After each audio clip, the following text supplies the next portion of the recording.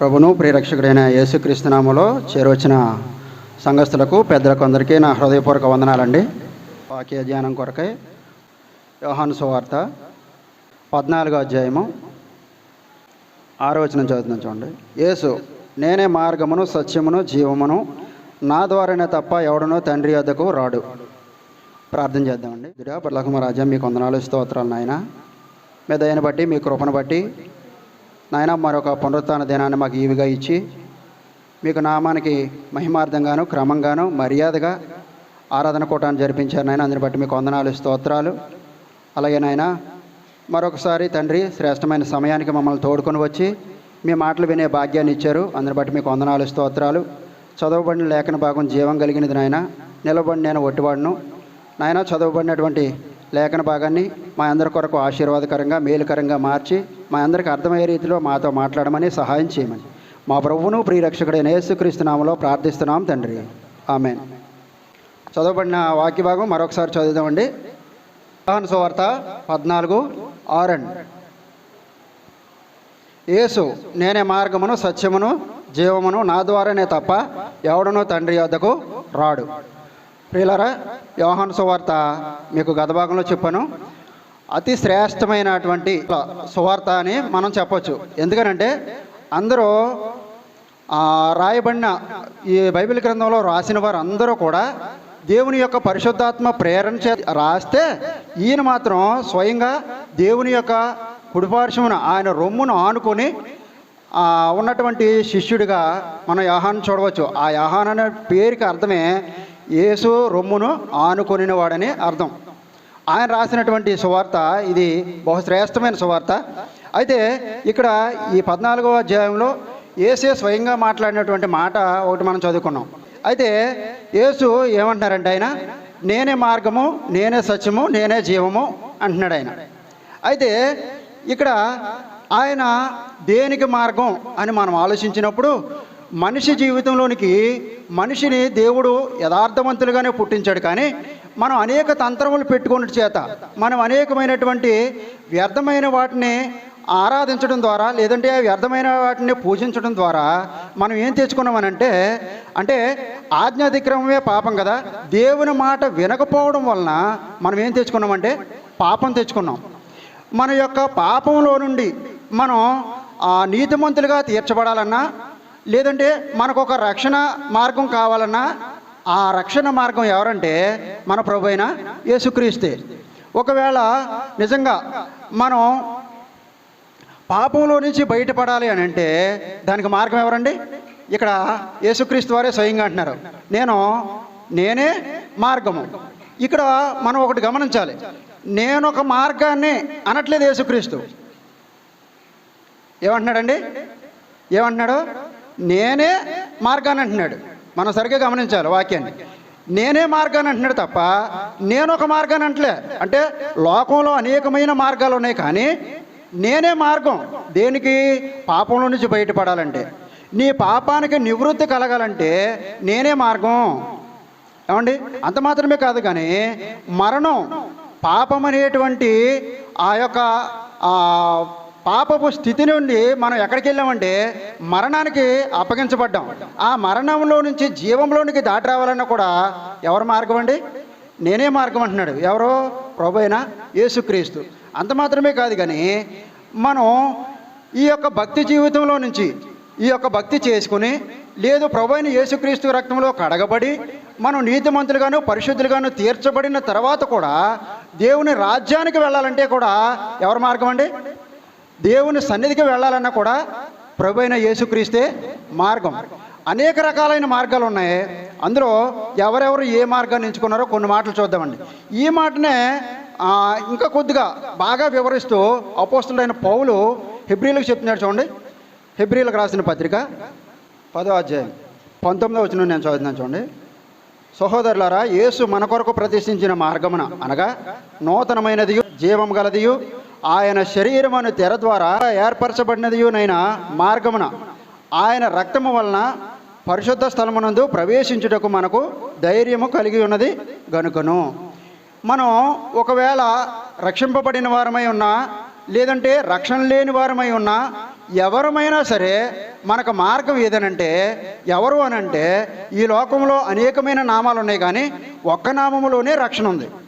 అదే ప్రభు అయిన యేసుక్రీస్తు నామం.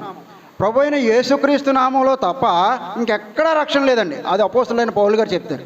ఇక్కడ అపోస్తులైన పౌలు గారు అంటున్నారు కదా, ఆయన నేనే మార్గము, నేనే జీవము, నేనే సత్యమని ఆయన ఒక మాటతో వదిలేస్తే, ఆ మాటని ఇక్కడ అపోస్తులైన పౌలు వివరించి చెప్తున్నాడు. ఏమనంటే మళ్ళొకసారి చదువుతున్నాను చూడండి,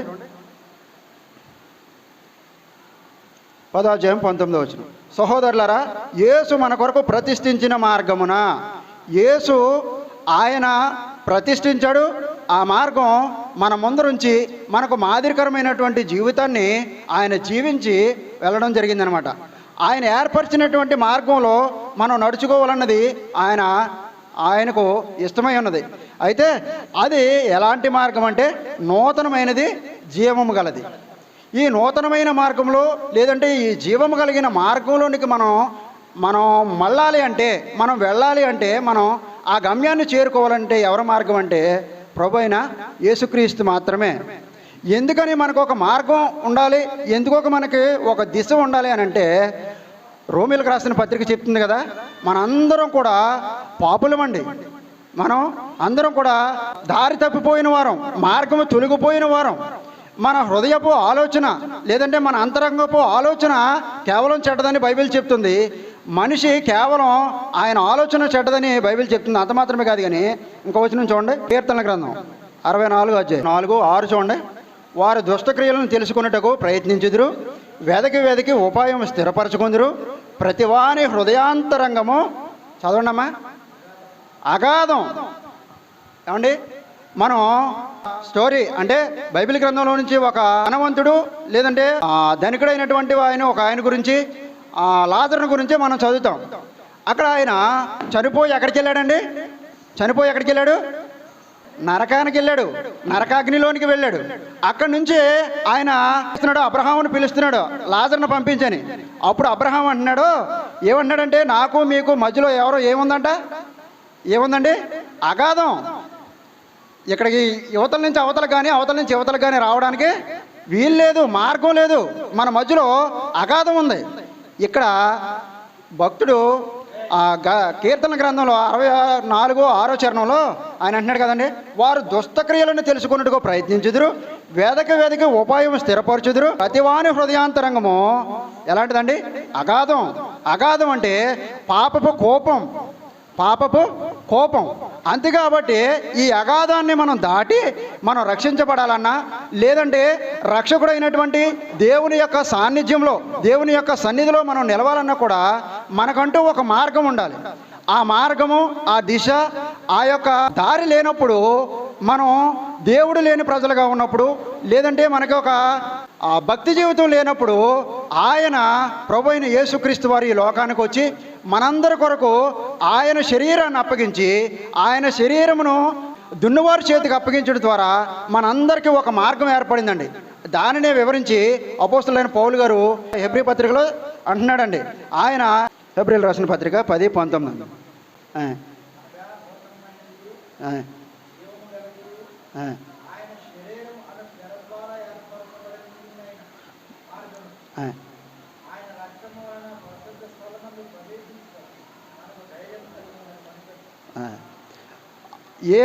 ఏ మార్గం అండి ఇది? ఇది నూతనమైనది, ఇది జీవము కలిగిన మార్గం.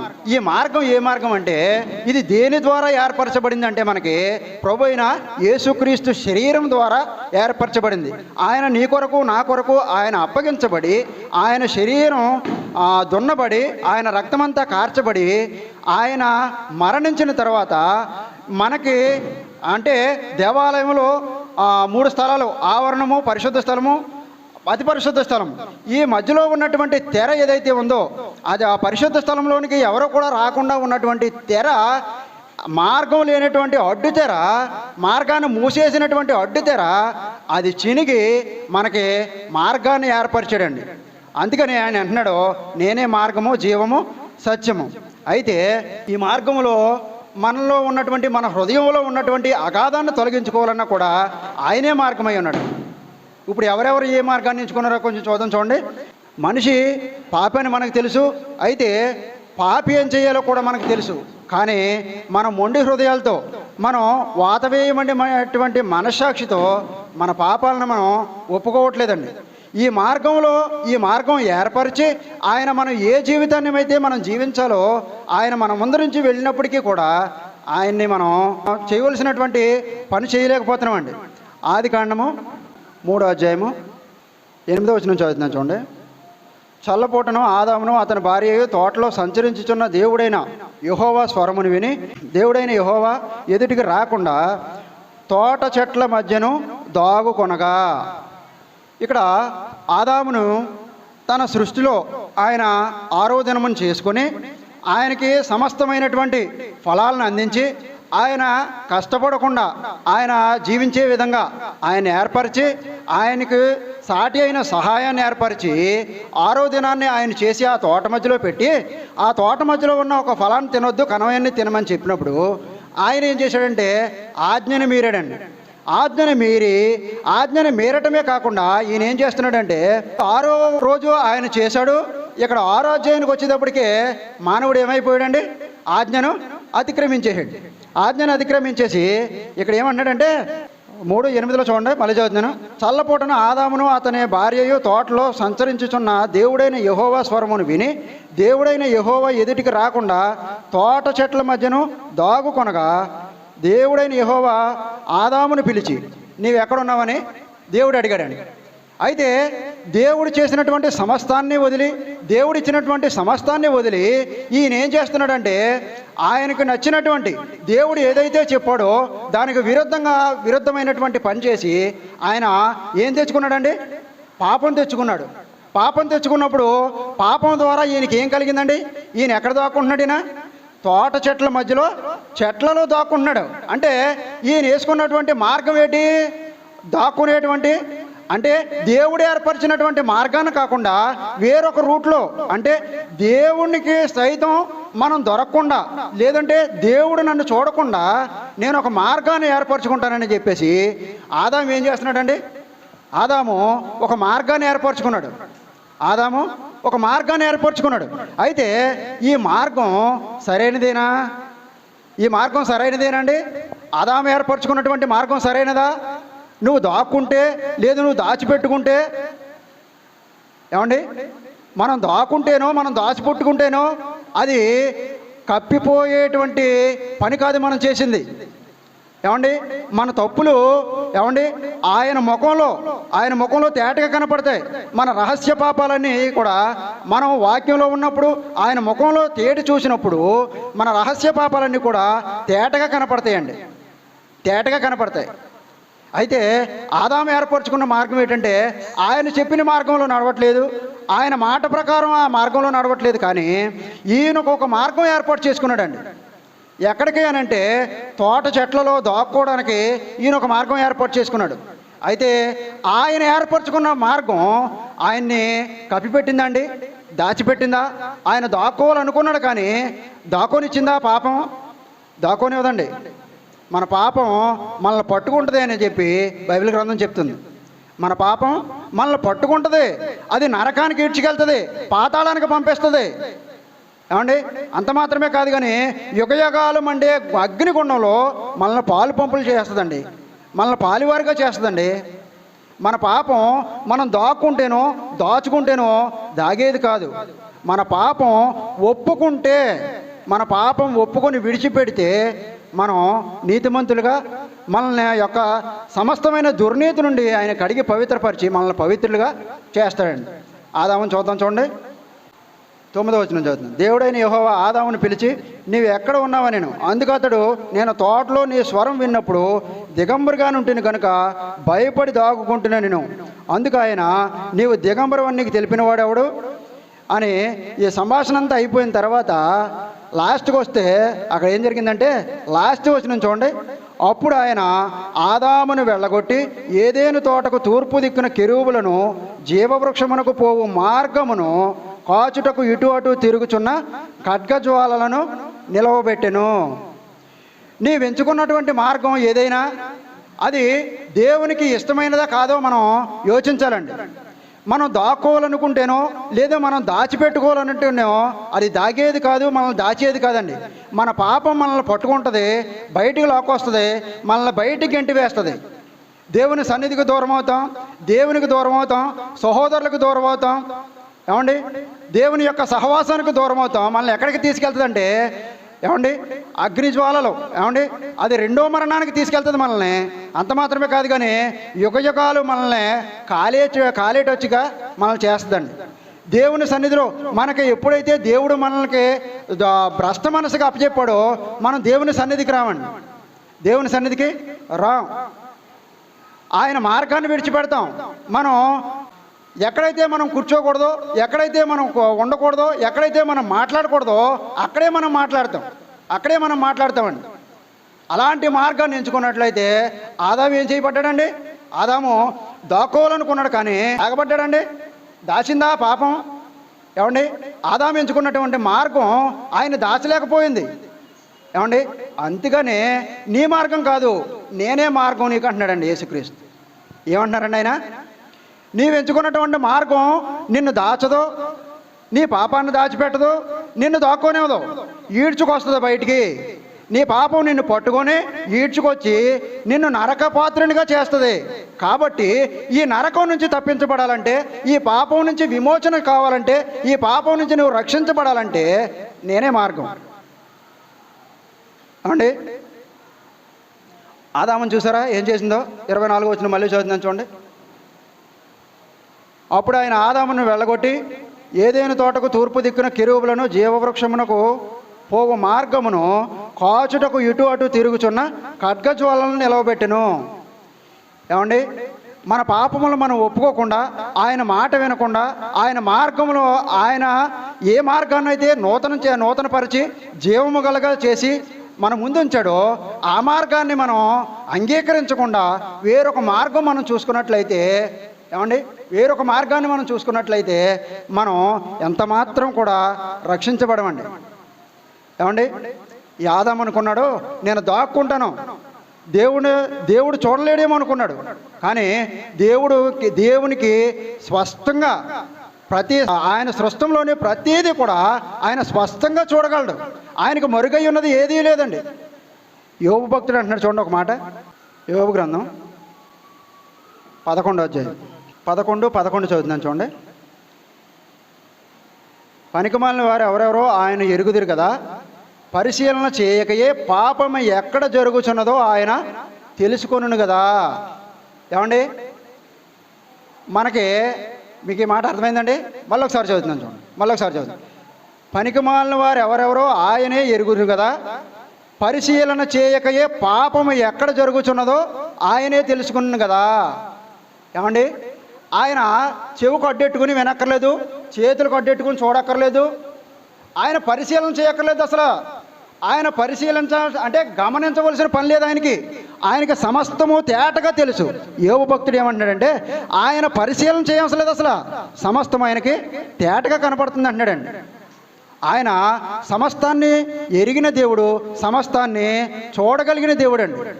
ఏమండి ఆయన ప్రేమామయుడు, ప్రేమాస్వరూపి కనుక మనం తప్పిపోయినటువంటి మార్గంలో మనకు ఒక మార్గం ఏర్పరచుకొని మనం దాక్కోవాలనుకున్నప్పుడు ఆయనే స్వయంగా మార్గంగా ఏర్పడి మన కొరకు ఆయన శరీరాన్ని అప్పగించి ఆయన రక్తాన్ని కార్చి మనందరినీ కడిగి పవిత్రపరచడానికి ఆయన సిద్ధంగా ఉన్నాడండి. ఏమండి ఆయన ఏర్పరిచినటువంటి మార్గంలో మనం నడవాలి.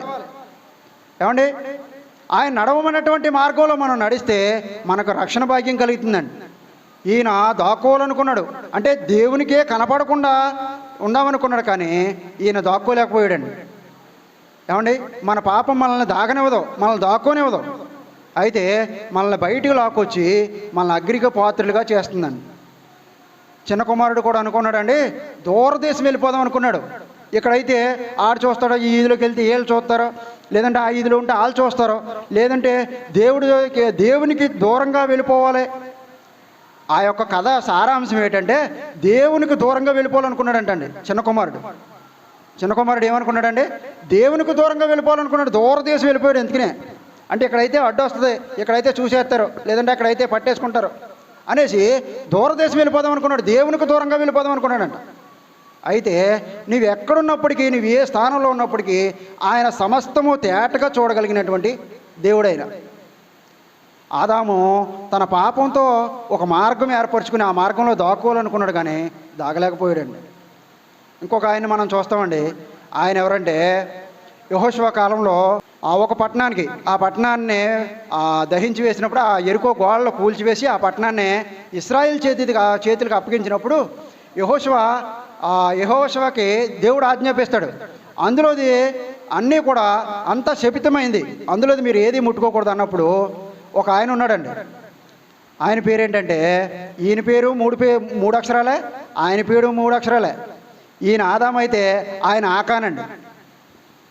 ఈయన ఎవరండి? ఆదాము. దాక్కోవాలనుకున్నాడు ఆయన ఆకాను. ఆయన ఏం చేయాలనుకున్నాడంటే ఆయన దేవుడు యెహోషువకు ఆజ్ఞాపించాడు. ఏమనంటే, ఇది శపితమైనటువంటి పట్టణం, ఈ పట్టణంలోని ఏది కూడా మీరు ముట్టకూడదు, మీరు ఇందులోది ఏది కూడా పట్టుకెళ్ళకూడదు.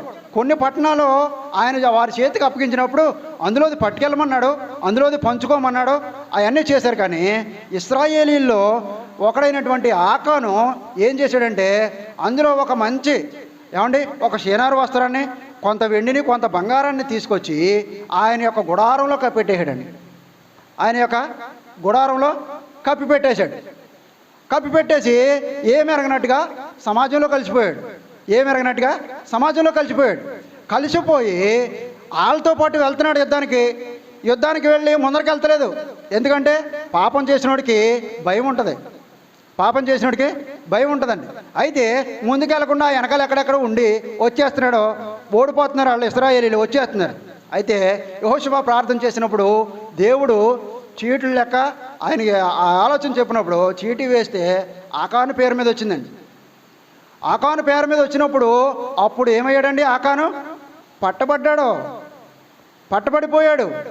ఆయనతో పాటు ఆయనకున్నటువంటి సమస్త కుటుంబం ఏదైతే ఉందో, ఆయనకి చిన్న బిడ్డలు ఉన్నారో, 6 నెలల పిల్లలు ఉన్నారో, 3 నెలల పిల్లలు ఉన్నారో తెలియదు, కానీ వాళ్ళ పిల్లలకు సైతం ఏం తెచ్చుకున్నాడండి? ఆయన మరణం తెచ్చుకున్నాడండి. ఆయన వారిని ఒక లోయలో తోసివేసి, ఆ కుటుంబాన్ని మొత్తం, ఆయన కలిగిన మొత్తాన్ని తోసివేసి వారి మీద రాళ్ళు గుట్టగా వేసేసారండి. ఆదాము దాక్కోవాలనుకున్నటువంటి మార్గాన్ని ఏర్పాటు చేసుకుంటే, ఈ ఆకాను దాచేయాలన్నటువంటి మార్గాన్ని ఏర్పాటు చేసుకున్నాడు. ఆయన దాక్కోలేకపోయాడు, ఈయన దాచుకోలేకపోయాడు. మన పాపం మనల్ని పట్టుకుంటుంది. నీవు ఎక్కడున్నప్పటికీ, అద్దాల మేడలో ఉన్నప్పటికీ నిన్ను లాక్కొచ్చి నరకపాత్రునిగా చేస్తుందండి మన పాపం. అయితే మనం ఏం చేయాలని బైబిల్ చెప్తుందంటే, మన పాపములను మనం ఒప్పుకొని ఎడల ఆయన నీతిమంతుడు కనుక మన యొక్క పాపాలని, మన యొక్క సమస్త దుర్నీతిని ఆయన కడిగి పవిత్రపరిచి మనల్ని పవిత్రులుగా చేస్తాడండి. మన పాపాలను మనం ఒప్పుకోవాలండి. మనం దాక్కోవాలంటే దాక్కోలేం, దాచుకోవాలంటే కూడా దాచుకోలేం. అది దాగలేనిది, దాచుకోలేనిది. మన పాపం మనల్ని పట్టుకొని మనల్ని దేవునికి విరోధంగా, దేవుని యొక్క మార్గంలో నడవకుండా, ఆయన ఏర్పరిచినటువంటి మార్గంలో నడవకుండా చేస్తుందండి. అయితే ఇక్కడ ఆకాను దాచుకోవాలనుకున్నాడు, కానీ దాచుకోలేకపోయాడండి. దాచుకోవాలంటే దాగేది కదా మన పాపం. కానీ ప్రభు ఏర్పరిచినటువంటి మార్గంలో మనం నడుచుకోవాలన్నప్పుడు ఆయన మనల్ని ఏ మార్గంలో అయితే నడిపిస్తున్నాడో ఆ మార్గంలో నడిచినప్పుడు, మన పాపములను మనం ఒప్పుకున్నప్పుడు ఆయన కనికర సంపన్నుడు. ఆయన మనల్ని కనికరిస్తాడు, మన మీద దయ చూపుతాడు. కానీ ఈ లోకంలో ఎవ్వరు కూడా దయ చూపించరండి. ఈ లోకంలో అనేక మార్గాలు ఉన్నాయి. ధర్మశాస్త్ర గ్రంథంలో తప్పు చేసిన వారికి ఆశ్రయపురాలని ఒక మార్గాన్ని ఏర్పాటు చేశారండి. ఆ ఆశ్రయపురాలు కూడా నిన్ను ఇది తప్పు చేసావు అని చెప్పి, నీవు కాలుతో పాపం చేస్తే కాలు, లేదంటే ఆ చేతితో పాపం చేస్తే చెయ్యి, లేదా ఇంటికి పన్ను, లేదా కన్నుకు కన్ను ఇచ్చేయమని చెప్తుంది తప్ప నిన్ను రక్షించే నాదుడు లేదు. ఈ లోకంలో ఎవరు కూడా నిన్ను రక్షించలేరు. ప్రభు అయిన యేసుక్రీస్తు నామంలో మాత్రమే మనకు రక్షణ అండి. ఆయన ఏర్పరిచినటువంటి మార్గంలో మనం ఉన్నట్లయితే ఆయన మనల్ని ఎక్కడికి తీసుకెళ్తాడంటే దేవుని సన్నిధికి. ఏమండి, దేవుని రాజ్యానికి మనల్ని వారసులుగా చేసి ఆయన ఏ స్థానంలో అయితే ఉన్నాడో ఆ స్థానంలో మనల్ని కూర్చోబెట్టడానికి ఆయన మానవ స్వరూపం ధరించి మానవునిగా మనకంటే రిక్తునిగా, ఏమండి రిక్తునిగా అంటే మీకు సెల్ల ఉంటే కనుక పురుగు అని టైప్ చేయండి. పురుగు అని టైప్ చేసి సెర్చ్ చేస్తే అది సుమారు ఒక 54 సార్లు ఎన్నో ఉందండి పురుగు అనే మాట. పురుగు అనే మాట మనకివ్వబడింది, ఇశ్రాయేలీలకు ఇవ్వబడింది. పురుగు వంటి యాకోబు అన్నాడు, ఇశ్రాయేలీల సంతానికి ఇవ్వబడింది పురుగు అనే మాట. అలాగే 22వ అధ్యాయంలో పురుగు అనే మాట యేసుక్రీస్తు వారు కూడా ఆయనే పెట్టుకున్నారండి. నేను నరుడను కాను పురుగును అన్నాడండి ఆయన. నేను నరుడను కాను పురుగును అంటున్నాడు ఆయన. అంతగా తగ్గించుకొని దేవునితో సమానమైనటువంటి వాడయ్యుండి, దేవుడయ్యుండి, దేవుని స్వరూపం కలిగిన వాడయ్యుండి, మానవ స్వరూపం ధరించి మానవునిగా మానవునిగా చేసుకున్నాడు. అంటే అదొక అందం అండి. నీవు నేను ఏ మంటి పురుగు అయితే అయి ఉన్నామో, ఏ మంటిలో నుంచి అయితే మనం తయారు చేయబడ్డామో ఆ మంటి పురుగుగా యేసుక్రీస్తు నీ కొరకు నా కొరకు ఒక పురుగుగా మారాడండి. ఏమండి, అలాంటి దేవుణ్ణి కలిగిన మనం మన హృదయ కాఠిన్యం అనుసరించి, లేదంటే మన యొక్క అగాధం అంతటి అగాధంతో నిండిపోయినటువంటి మన హృదయ ఆలోచనలను మనం ఆస్పదం చేసుకుని మన తప్పులను ఒప్పుకోకుండా ఏటల కాలం ప్రతి వారం వచ్చి కూర్చొని నవ్వుకొని ఏ జోకులు వేసుకుని వెళ్ళిపోతే నీకు రక్షణ ఏదండి? మీకు రక్షణ ఏది? నువ్వు ఏ మార్గంలో ఉన్నావు? మన ముందు 2 మార్గాలు ఉంచబండి. మన ముందు 2 మార్గాలు ఉంచబండి అండి. ఇర్మియా భక్తుడు చెప్తున్నాడు చూడండి. ఇర్మియా గ్రంథం 21:8 అండి. ఈ ప్రజలతో నీవు ఇట్లనుము, యెహోవా సెలవిచ్చినది ఏమనగా, జీవ మార్గమును మరణ మార్గమును నేను మీ ఎదుట పెట్టుచున్నాను. మన ఎదుట ఏ మార్గాలు ఉంచబండి అండి? మరొకసారి చదువుతున్నాను చూడండి. ఈ ప్రజలతో నీవు ఇట్లనుము, యెహోవా సెలవిచ్చినది ఏమనగా, జీవ మార్గమును మరణ మార్గమును నేను మీ ఎదుట పెట్టుచున్నాను. మన ఎదుట ఉంచబడిన మార్గాలు ఏంటంటే 2 మార్గాలు. అది ఒకటి, అగాధంతో నిండుకున్నటువంటి మన హృదయం ఏదైతే ఉందో దాని ఆలోచన ప్రకారం నడిచినట్లయితే మనం ఎక్కడికి వెళ్తామంటే మరణానికి వెళ్తాం. అది 2వ మరణం అండి. ఏది? అగ్నిగంధములతో మండు గుండము, అది 2వ మరణం. మనం భౌతికంగా అంటే శారీరకంగా చనిపోవడం వేరు లేదు. రెండవదిగా అగ్నిగంధకములతో మండు గుండంలో పాలు పంపులు పొందామంటే అది 2వ మరణం అండి. ఆ మరణానికి తీసుకెళ్తుంది. ఏది? మన హృదయమును కఠినపరుచుకొని మన పాపములు ఒప్పుకోకుండా వచ్చి కూర్చొని నవ్వుకొని వెళ్ళిపోతే కనుక మనం ఏ మరణం పొందుతామంటే 2వ మరణం పొందుతామండి. ఏమండి, ఆ మరణం అనేటువంటి మార్గం మన ఎదుట ఉంది. ఇక్కడ యేసుక్రీస్తు యోహాను సువార్తలో చెప్పినట్లుగా నేనే మార్గం అని ఆయన చెప్తున్నాడు. ఆ మార్గం ఏ మార్గం అంటే జీవ మార్గం మన ముందర ఉందండి. ఈ మార్గంలో నడుస్తావా, ఆ మార్గంలో నడుస్తావా? 2 చాయిస్లు మన ఎదుట ఉంచబడి అండి. నీవు పాపములను ఒప్పుకొనగలిగితే, నీ పాపములను విడిచిపెట్టగలిగితే, ప్రభు అయిన యేసుక్రీస్తు మార్గంలోనికి రాగలిగితే నీవు జీవ మార్గంలో ఆయన ఏ మార్గాన్నైతే స్థిరపరిచి నూతనంగా లేదంటే జీవం కలగా చేశాడో నీకు కూడా నిత్య జీవం కావాలంటే నీ పాపములు ఒప్పుకొని ఆయన ప్రభు అని నీ జీవితానికి ప్రభువుగా నీ హృదయమందు విశ్వసించినట్లయితే, నీవు అంగీకరించినట్లయితే, నీ నోటితో ఒప్పుకున్నట్లయితే నీవు నీతిమంతుడిగా తీర్చబడతావండి. పరిశుద్ధునిగా ఇక్కడి నుంచి వెళ్తావు. నీతిమంతునిగా చేయబడకుండా నేను నీతిమంతుడిని అనుకుంటున్నావేమో ఒకవేళ నువ్వు. ఏమండి, నువ్వు నీతిమంతుడిగా అనుకోవచ్చు, దేవుడు కూడా నేను నీతిమంతుడే అంటున్నాడు. చూడండి. ఆలోక సువార్త 15:3 కాడి నుంచి చదువుతున్నాను చూడండి. అందుకు ఆయన వారితో ఈ ఉపమానం చెప్పెను, మీలో ఏ మనుషునికైనా 100 గొర్రెలు కలిగి ఉండగా వాటిలో ఒకటి తప్పిపోయిన ఎడల అతడు 99 అడవిలో విడిచిపెట్టి తప్పిపోయినది దొరికి వరకు దానిని వెదక వెళ్ళడా అని అక్కడ చెప్పి కిందకు వచ్చేసరికి దాని యొక్క వివరణ చెప్తున్నాడు చూడండి. దాని యొక్క వివరణ 7వ వచనంలో చెప్తున్నారు చూడండి. అటువలే మారు మనసు అక్కర్లేని 99 మంది నీతిమంతులు. ఏమంటున్నాడండి? మళ్ళీ చదువుతున్నాను చూడండి. 7వ వచనం మళ్ళీ చదువుతున్నాను చూడండి. అటువలే మారు మనసు అక్కర్లేని 99 మంది నీతిమంతుల విషయమై కలుగు సంతోషము కంటే మారు మనసు పొందు ఒక్క పాపి విషయమై పరలోకమందు ఎక్కువ సంతోషము కలుగును. ఏమండి, ఇక్కడ నీవు నీ పాపములను ఒప్పుకోలేదు, నువ్వు యేసుక్రీస్తు రక్తంలో కడగబడలేదు, ఆయన ఏర్పరిచినటువంటి మార్గంలో లేవు. అయినప్పటికీ కూడా నీవు నీతిమంతునిగా అనుకుంటున్నావు అంతే. కానీ ఆయనే స్వయంగా మానవ స్వరూపం ధరించి మానవునిగా ఈ లోకానికి వచ్చి మనందరికీ మాదిరిగా ఉండడానికి ఆయనే రక్షణ పొంది ఆయనే బాప్తిసం పొందితే నేను నీతిమంతుడు నువ్వు కూర్చుంటే నీకు రక్షణ భాగ్యం కలగదండి. ఏమండి, అది నీ హృదయ కాఠిన్యమే తప్ప ఎన్నాళ్ళు వచ్చినా ఎన్నాళ్ళు కూర్చున్నా నీకు వాక్యం నీ హృదయంలోనికి వెళ్ళదు, నువ్వు దేవుని మార్గంలోనికి రాలేవు. అందుకని ఇక్కడ అంటున్నాడు 99 మంది నీతిమంతులు. ఏమండి, నేను నీతిమంతుడే అన్నాడు దేవుడు, కానీ నీకు మారు మనసు అక్కర్లేదు. నువ్వు నీతిమంతుడు అయితే నీకు రక్షణ కలగదు, నువ్వు చేసే నీతి కార్యాల వల్ల నీకు రక్షణ కలగదు. నువ్వు ఎప్పుడైతే యేసు ప్రభువుని నీ నోటితో ఒప్పుకొని నీ పాపములు విడిచిపెట్టి ఆయన ఏర్పరిచినటువంటి నూతనము గల జీవము గలటువంటి మార్గంలోకి వచ్చినట్లయితే నీకు రక్షణ కలుగుతుందండి. నేను నీతిమంతుడిని అని కూర్చుంటే నీకు రక్షణ లేదండి. ఇక్కడ మరొకసారి చదువుతున్నాను చూడండి. అటువలే మారు మనసు అక్కర్లేని 99 మంది నీతిమంతుల విషయమై కలుగు సంతోషం కంటే మారు మనసు పొందు ఒక్క పాపి విషయమై పరలోకమందు ఎక్కువ సంతోషం కలిగినండి. ఏమండి, మనం మన పాపంలో మనం ఒప్పుకుంటే కనుక ఏమండి మనం దాక్కోలేం, మనం దాచుకోలేం. ఏమండి, మనం దేవునికి కనపడకుండా దూరంగా ఉండలేం, దేవునికి మరుగైనది ఏదీ లేదు అని మనం ఎరుగుదాం కనుక మన పాపంలో మనం ఒప్పుకున్నట్లయితే ఆయన మన పాపములు కడిగి పవిత్రపరిచి నిన్ను నన్ను ఆయన రాజ్యానికి వారసులుగా, లేదంటే ఆయన ఉండే స్థానంలో మనల్ని ఆయన ఉంచుకోవడానికి ఆయన ఇష్టపడుతున్నాడండి. ఆయన ఇష్టపడుతున్నాడు. పదే పదే నిన్ను కేకలు వేస్తున్నాడు ఆయన. ఏమండి, ఆయన మాట వినిపిస్తుందో లేదు.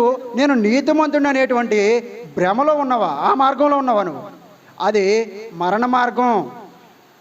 ఇక్కడ దేవుడు నిన్ను నీతిమంతుడిగానే అంటున్నాడు, నువ్వు నీతిమంతుడు కాదనట్లేదు దేవుడు. కానీ మారు మనసు అనేది, పాప క్షమాపణ అనేది, ఏమంటే బాప్తిస్మం అనేది ఒకటి ఉంది, అది కావాలి నీకు. కానీ నీ క్రియలు, మన క్రియలు ఏవైతే ఉన్నాయో, మన పాపం ఏదైతే ఉందో దాని అంతా మనం ఓ సంకలో పెట్టుకుని నాకు రక్షణ కావాలంటే అది చెల్లదండి. నీ పాపాన్ని విడవాలి. నీ పాపాన్ని విడవకుండా నువ్వు వచ్చి నాకు రక్షణ కావాలంటే ఇది ఇదేనండి. మారు మనస్సు అక్కర్లేని వాళ్ళు 100 మంది కాదండి, 500 మంది ఉంటారు.